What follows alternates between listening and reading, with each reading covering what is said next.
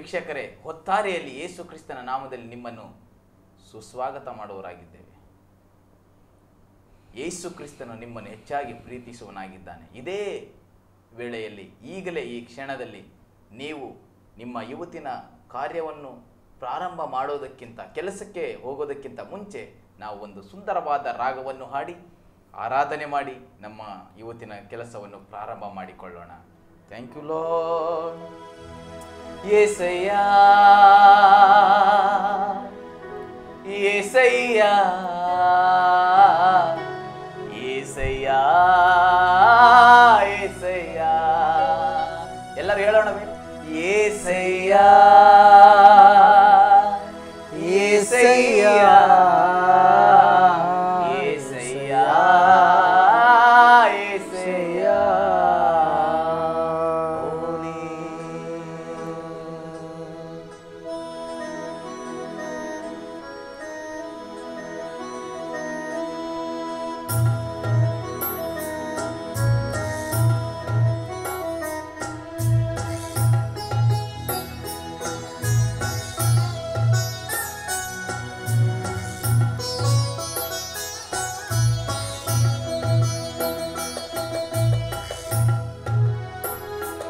యేసయ్యా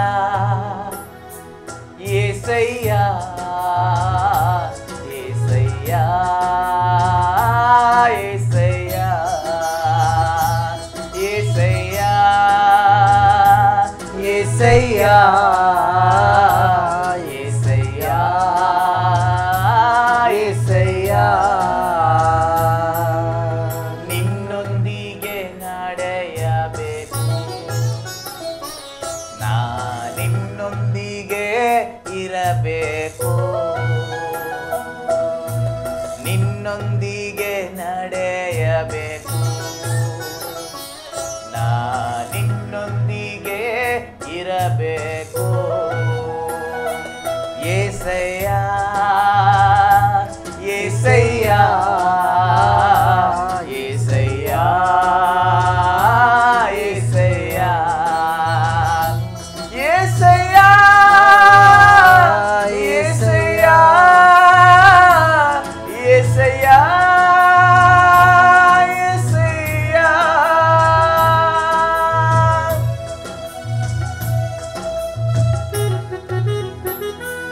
ఓరాలారిరోరి చోరాలారిరారా loco దేవెని భాషాదరా.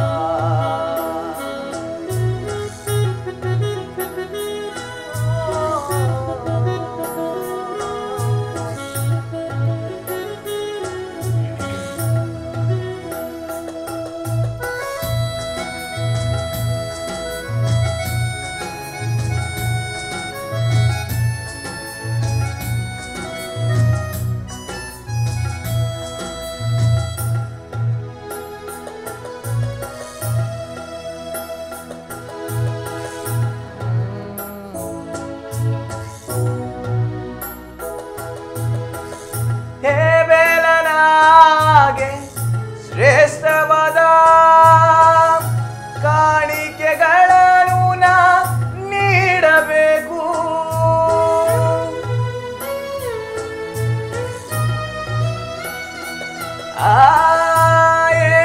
ಹೇಬೆಲನಾಗೆ ಶ್ರೇಷ್ಠವಾದ ಕಾಣಿಕೆಗಳನ್ನು ನಾ ನೀಡಬೇಕು. ಅನುಕನ ಹಾಗೆ ನಿನ್ನೊಂದಿಗೆ, ಅನುಕನ ಹಾಗೆ ನಿನ್ನೊಂದಿಗೆ ಜೊತೆ ಜೊತೆಯಾಗಿ ನಡೆಯಬೇಕು, ಜೊತೆ ಜೊತೆಯಾಗಿ ನಡೆಯಬೇಕು. యేసయ్యಾ యేసయ్యಾ యేసయ్యా యేసయ్యా యేసయ్యా యేసయ్యా యేసయ్యా యేసయ్యా. ನಿನ್ನೊಂದಿಗೆ ನಡೆಯಬೇಕು, ನಿನ್ನೊಂದಿಗೆ ಇರಬೇಕು.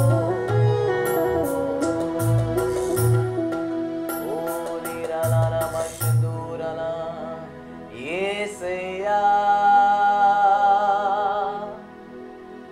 ಏಸಯ್ಯ ಏಸಯ್ಯ ಏಸಯ್ಯ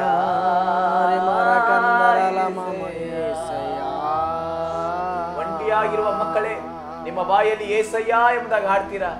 ಏಸಯ್ಯ ಏಸಯ್ಯ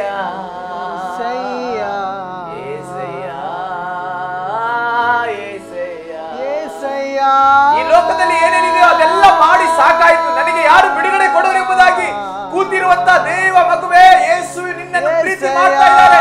ಒಂದು ಸಾರಿ ನಿನ್ನ ಬಾಯಲ್ಲಿ ಏಸಯ್ಯ ಎಂಬುದಾಗಿ ಕರುತ್ತೀಯ, ಏಸಯ್ಯ ಎಂಬುದಾಗಿ ಹೇಳುವರ ಬಾಯಿಗಳಲ್ಲಿ, ಮನೆಗಳಲ್ಲಿ, ಕುಟುಂಬಗಳಲ್ಲಿ ರಕ್ಷಣೆ ಇದೆ.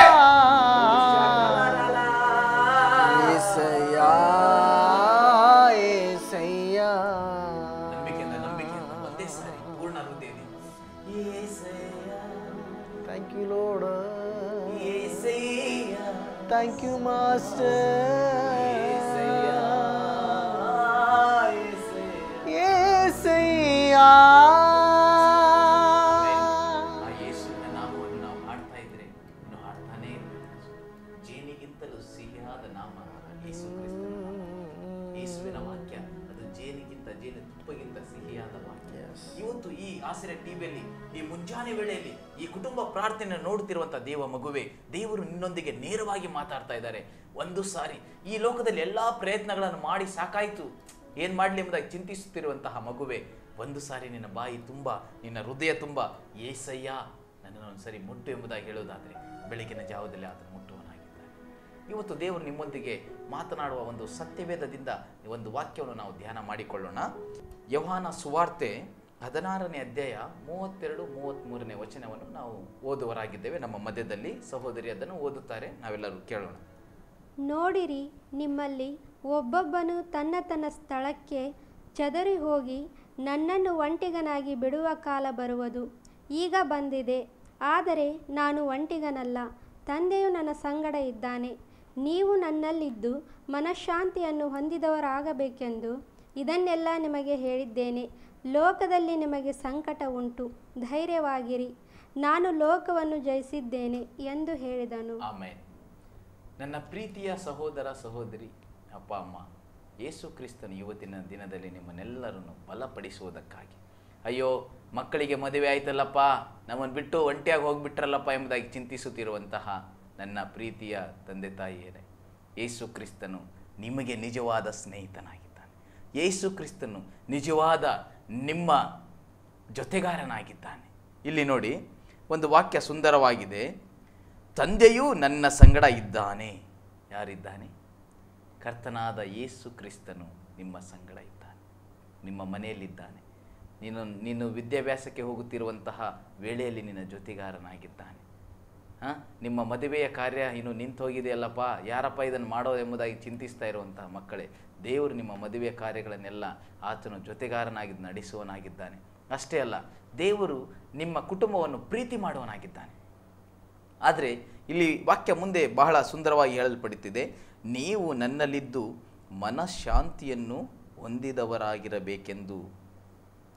ದೇವರಲ್ಲಿ ನೀವು ಹೊಂದಿಕೊಳ್ಳಬೇಕಾಗಿರೋದು ಮನಃಶಾಂತಿ. ನಿಮ್ಮ ಮನಸ್ಸಿಗೆ ಶಾಂತಿ ಬೇಕು, ನಿಮ್ಮ ಮನೆಗೆ ಶಾಂತಿ ಬೇಕು, ನಿಮ್ಮ ಕುಟುಂಬಕ್ಕೆ ಸಮಾಧಾನ ಬೇಕು, ನಿಮ್ಮ ಜೀವನಕ್ಕೆ ನೆಮ್ಮದಿ ಬೇಕು. ಅದು ಎಲ್ಲಿ ಸಿಗುತ್ತಂದರೆ ಯೇಸು ಕ್ರಿಸ್ತನ ಬಳಿಯಲ್ಲಿ ಈ ಉದಯ ಕಾಲದಲ್ಲಿ ಕುಟುಂಬವಾಗಿ ಎಲ್ಲರೂ ಸೇರಿ ಪ್ರಾರ್ಥನೆ ಮಾಡುವಾಗ ಖಂಡಿತವಾಗಿ ಬೆಳಗ್ಗಿನಿಂದ ರಾತ್ರಿ ಒಳಗೆ ದೇವರು ನಿಮ್ಮ ಕುಟುಂಬದಲ್ಲಿ ಆ ಶಾಂತಿ, ಸಮಾಧಾನ, ನೆಮ್ಮದಿ ಆಳ್ವಿಕೆ ಮಾಡುವಂತೆ ಮಾಡುವ ದೇವರಾಗಿದ್ದಾನೆ. ಅಷ್ಟೇ ಅಲ್ಲದೆ ಇಲ್ಲಿ ಒಂದು ವಾಕ್ಯ ಇದೆ, ಒಂಟಿತನ ಅನೇಕ ಜನರಿಗೆ ಕಾಡುತ್ತೆ. ಕೆಲವೊಬ್ಬರು ರೂಮ್ ಮಾಡಿಕೊಂಡು ಓದ್ತಾ ಇರುವಂತಹ ಯವನಸ್ಥರಾಗಲಿ, ಅಥವಾ ಊರನ್ನು ಬಿಟ್ಟು ಊರಿಗೆ ಹೋಗಿರುವಂತಹ ಸಹೋದರ ಸಹೋದರಿಯಾಗಿರಲಿ, ನಿಮ್ಮ ಜೀವಿತದಲ್ಲಿ ಒಂಟಿತನ ಕಾಡ್ತಾ ಇದ್ದರೆ ಈ ಬೆಳಗಿನ ಜಾವದಲ್ಲಿ ಈ ಕುಟುಂಬ ಪ್ರಾರ್ಥನೆಯಲ್ಲಿ, ಯೇಸುವೆ ನೀನೇ ನನಗೆ ನಿಜವಾದ ಸ್ವಾಮಿ ತಂದೆ, ನೀನೇ ನನಗೆ ಜೊತೆಗಾರ, ನೀನೇ ನನಗೆ ಇಮ್ಮಾನುವೇಲ ಎಂಬುದಾಗಿ ನೀವು ಪ್ರಾರ್ಥನೆ ಮಾಡುವಾಗ ನಿಮ್ಮ ಒಂಟಿತನವು, ಕಾಡುತ್ತಿರುವಂಥ ಒಂಟಿತನವು ಎಲ್ಲ ಬಿಟ್ಟು ಹೋಗುತ್ತೆ. ಕೆಲವೊಬ್ರು ಈ ಬೆಳಗಿನ ಜಾವದಲ್ಲಿ ಅಯ್ಯೋ ಯಾಕಪ್ಪ ನನಗೇನೇ ಈ ಕಷ್ಟ, ಅಯ್ಯೋ ನನಗೇನೇ ಯಾಕಪ್ಪ ಇಷ್ಟೆಲ್ಲ ಸಾಲಗಳು, ಅಯ್ಯೋ ನನಗೆ ಯಾಕಪ್ಪ ಇಷ್ಟೆಲ್ಲ ವೇದನೆಗಳೆಂಬುದಾಗಿ ಅಳುತ್ತಿರುವಂತಹ ಸಹೋದರಿ ಸಹೋದರ, ಇಲ್ಲಿ ವಾಕ್ಯ ಹೇಳ್ತಾ ಇದೆ, ಲೋಕದಲ್ಲಿ ನಿಮಗೆ ಸಂಕಟವಿದೆ, ಆದರೆ ಯೇಸು ಕ್ರಿಸ್ತನ ಬಳಿಯಲ್ಲಿ ಉದಯ ಕಾಲದ ಈ ಕುಟುಂಬ ಪ್ರಾರ್ಥನೆಯಲ್ಲಿ ನೀನು ಪ್ರಾರ್ಥನೆಯೊಂದಾಗ ಪ್ರಾರಂಭ ಮಾಡುವಾಗ ದೇವರು ಹೇಳ್ತಾನೆ ನಿಮಗೆ, ಧೈರ್ಯವಾಗಿರಿ, ನಾನು ಕೂಡ ಲೋಕವನ್ನು ಜಯಿಸಿದ್ದೇನೆ. ಯೇಸಪ್ಪಗೆ ಎಷ್ಟೋ ಕಷ್ಟಗಳು ಬಂತು, ಎಷ್ಟೋ ವೇದನೆಗಳು ಬಂತು, ಅವರು ಲೋಕವನ್ನು ಜಯಿಸಿದರು. ಅದೇ ರೀತಿ ನಿಮ್ಮ ಕುಟುಂಬದಲ್ಲಿ ಬರುವಂತಹ ಎಲ್ಲ ಕಷ್ಟಗಳನ್ನು ಜಯಿಸುವುದಕ್ಕೆ ಯೇಸು ಕ್ರಿಸ್ತನು ಸಹಾಯಕನಾಗಿದ್ದಾನೆ. ಅಷ್ಟೇ ಅಲ್ಲದೆ ಇಲ್ಲಿ ಒಂದು ಸತ್ಯವೇದದಲ್ಲಿ ಒಂದು ವಿಷಯ ನನ್ನ ನೆನಪಿಗೆ ಪವಿತ್ರಾತ್ಮನು ತರ್ತಾ ಇದ್ದಾರೆ. ನೋಹನು ಈ ಸತ್ಯವೇದದಲ್ಲಿ ಈ ನೋಹನು ಒಂದು ನಾವೆಯನ್ನು ಕಟ್ತಾನೆ. ನಾವೇನು ಕಟ್ಟುವಾಗ ಎಲ್ಲ ಜನರು, ಆ ಊರಿನ ಜನರೆಲ್ಲರೂ ಸೇರಿ ಅಯ್ಯೋ ಇವನು ಹುಚ್ಚನಾಗ್ಬಿಟ್ಟಾನಪ್ಪ, ಏನಪ್ಪ ಎಲ್ಲಿ ಮಳೆ ಬರುತ್ತೆ, ಇವನು ನಾವೇ ಕಟ್ತಾ ಇದ್ದಾನಲ್ಲ ಎಂಬುದಾಗಿ ಮಾತಾಡೋದಕ್ಕೆ ಪ್ರಾರಂಭ ಮಾಡಿದರು. ಆದರೆ ಅದೇ ನೋಹನ ಬಳಿಯಲ್ಲಿ ಹೋಗಿ ಒಂದು ದಿನ ದೇವರು ಮಳೆ ಸುರಿಸುತ್ತಾ ಇರುವಾಗ ಎಲ್ಲರೂ ಅವರ ನೋಹನ ಕುಟುಂಬವೆಲ್ಲ ಆ ನಾವೆಯಲ್ಲಿ ಇದ್ದಾಗ ಆ ನಾವೇ ತುಂಬ್ತಾ ತೇಲ್ತಾ ಇರುವಾಗ ಅಯ್ಯೋ ನೋಹ ನಮ್ಮನ್ನು ಕೂಡ ಬದುಕಿಸಪ್ಪ, ನಮ್ಮನ್ನು ಕೂಡ ನಿಮ್ಮ ನಾವೆಯಲ್ಲಿ ಜಾಗ ಕೊಡಿಯಪ್ಪ ಎಂಬುದಾಗಿ ಕೇಳಿದರು. ಆದರೆ ದೇವರೇ ಆ ನೋಹನ ನಾವೆಯನ್ನು ಬಾಗಿಲನ್ನು ಹಾಕಿಬಿಟ್ರು. ಇವತ್ತು ನಿನ್ನ ನೋಡಿ ಅನೇಕ ಜನ ಗೇಲಿ ಮಾಡ್ತಾ ಇರ್ಬೋದು, ಆದರೆ ಈ ಉದಯ ಕಾಲದಲ್ಲಿ ಕುಟುಂಬವಾಗಿ ನೀನು ಪ್ರಾರ್ಥನೆ ಮಾಡುವಾಗ ದೇವರು ನಿನ್ನ ಕುಟುಂಬವೆಂಬ ನಾವೆಯಲ್ಲಿ ದೇವರು ಬರುವವನಾಗಿದ್ದಾನೆ. ಓಷಕರಲವ ಪ್ರಾರ್ಥನೆ ಮಾಡೋಣ. ನಿಮಗಾಗಿ ನಾವು ಪ್ರಾರ್ಥನೆ ಮಾಡ್ತಾ ಇದ್ದೇವೆ. ನಿಮ್ಮ ಕುಟುಂಬಕ್ಕಾಗಿ, ನಿಮ್ಮ ಮಕ್ಕಳಿಗಾಗಿ, ನಿಮ್ಮ ವಿದ್ಯಾಭ್ಯಾಸಕ್ಕಾಗಿ, ನಿಮ್ಮ ದುಡಿಮೆಗಾಗಿ, ನಿಮ್ಮ ಉದ್ಧಾರಕ್ಕಾಗಿ, ನಿಮ್ಮ ಬಿಸಿನೆಸ್ಸಿಗಾಗಿ ನಾವು ಪ್ರಾರ್ಥನೆ ಮಾಡುವವರಾಗಿದ್ದೇವೆ.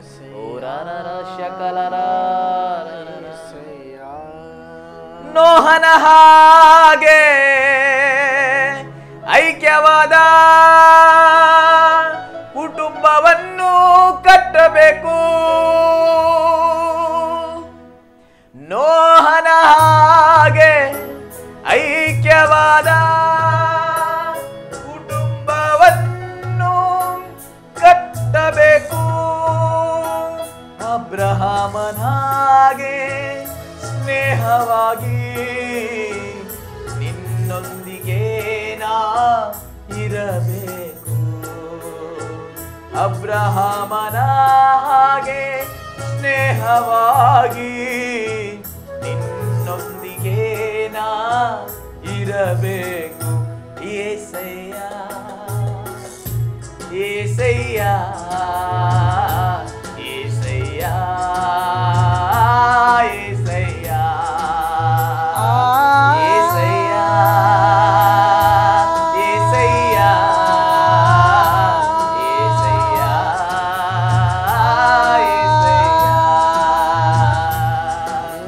ನಿನ್ನೊಂದಿಗೆ ನಡೆಯಬೇಕು,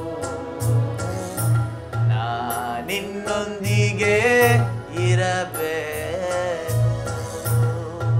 ಪರಲೋಕದಲ್ಲಿರುವ ತಂದೆಯಾದ ದೇವರೇ, ನಿನ್ನ ಪರಿಶುದ್ಧ ನಾಮಕ್ಕೆ ಸ್ತೋತ್ರವಾಗಲಿ ಸ್ವಾಮಿ. ಹೌದು ರಾಜ, ಒಂಟಿತನ ಕಾಡುತ್ತಿರುವಂತ ಎಲ್ಲಾ ಮಕ್ಕಳನ್ನು ನಿನ್ನ ಕೈಯಲ್ಲಿ ಕೊಡುವನಾಗಿದ್ದೇನೆ ಸ್ವಾಮಿ. ಓ ಕರ್ತನೆ, ಎಲ್ಲೋ ಕರ್ತನೆ ಊರನ್ನು ಬಿಟ್ಟು ಊರಿಗೆ ಬಂದು ಸ್ವಾಮಿ, ಓ ಕರ್ತನೆ ಜೀವನ ಮಾಡುತ್ತಿರುವಂತ ಎಲ್ಲಾ ಕುಟುಂಬದವರನ್ನು, ಎಲ್ಲ ಸ್ನೇಹಿತರನ್ನು, ಎಲ್ಲ ತಂದೆ ತಾಯಿಗಳನ್ನು, ಎಲ್ಲ ಬಂಧು ಬಳಗದವರನ್ನು ಅವರಿಗಾಗಿ ಪ್ರಾರ್ಥನೆ ಮಾಡುವರಾಗಿದೆ. ಅವರು ಸ್ವಾಮಿ ಮನೆ ಬಿಟ್ಟು ಕೆಲಸಕ್ಕೆ ಹೋಗಿ ಬರುವ ತನಕ ನಿನ್ನ ಸ್ವಾಮಿ ಓ ಹೆಜ್ಜೆ ಜಾಡಿಯಲ್ಲಿ ಕರ್ತನೆ ನಿನ್ನ ಕೋಟ್ಯಾನುಕೋಟಿ ದೇವದೂತರು ಅವರ ಸಂಗಡ ಇರಬೇಕೆಂಬುದಾಗಿ ಕೇಳುವರಾಗಿದ್ದೇವೆ ಸ್ವಾಮಿ. ಒಂದೊಂದು ಕುಟುಂಬವನ್ನು ಆಶೀರ್ವದಿಸಿರಿ, ಒಂದೊಂದು ಕುಟುಂಬವನ್ನು ಆಶೀರ್ವದಿಸಿರಿ. ಈ ಬೆಳಗಿನ ಜಾವದಲ್ಲಿ ಸ್ವಾಮಿ ಇವರನ್ನೆಲ್ಲರನ್ನು ನಿನ್ನ ಅಂಗೈಯಲ್ಲಿ ಸ್ವಾಮಿ ಛಿದ್ರಿಸಿದ್ದಕ್ಕಾಗಿ ಸ್ತೋತ್ರ. ಇವರ ಕುಟುಂಬದ ಸುತ್ತಲೂ ನಿನ್ನ ಪವಿತ್ರಾತ್ಮನ ಬೇಲಿ ಹಾಕಿದ್ದಕ್ಕಾಗಿ ಸ್ತೋತ್ರ. ಎಲ್ಲವೂ ನಿನ್ನ ಕೈಯಲ್ಲಿ ಕೊಡುತ್ತಾ ಯೇಸು ಕ್ರಿಸ್ತನ ನಾಮದಲ್ಲಿ ನಂಬಿಕೆಯಿಂದ ಬೇಡಿದ್ದೇವೆ ತಂದೆ, ಆಮೇನ್ ಆಮೇನ್. ಇವತ್ತಿನ ಈ ಆರಾಧನೆ ನಿಮ್ಮನ್ನು ಆಶೀರ್ವಾದವಾಗಿ ನಡೆಸಿದೆ ಎಂಬುದಾಗಿ ನಂಬ್ತಾ ಇದ್ದೇನೆ. ಇದೇ ವೇಳೆಯಲ್ಲಿ ನಾಳಿನ ದಿನ ಉದಯ ಕಾಲದ ಆರಾಧನೆಯಲ್ಲಿ ನಾವೆಲ್ಲರೂ ಸೇರಿ ಬರೋಣ. ದೇವರು ನಿಮ್ಮನ್ನು ಆಶೀರ್ವದಿಸಲಿ. ನಮ್ಮ ಆಸ್ತ್ರೆ ಟಿವಿಗಾಗಿ ನೀವು ಹೆಚ್ಚಾಗಿ ನಿಮ್ಮ ಕುಟುಂಬ ಪ್ರಾರ್ಥನೆಯಲ್ಲಿ ನೀವು ಕೂಡ ಪ್ರಾರ್ಥಿಸಿರಿ ಎಂಬುದಾಗಿ ನಿಮ್ಮ ಬಳಿಯಲ್ಲಿ ಕೇಳಿಕೊಳ್ಳೋರಾಗಿದ್ದೇವೆ.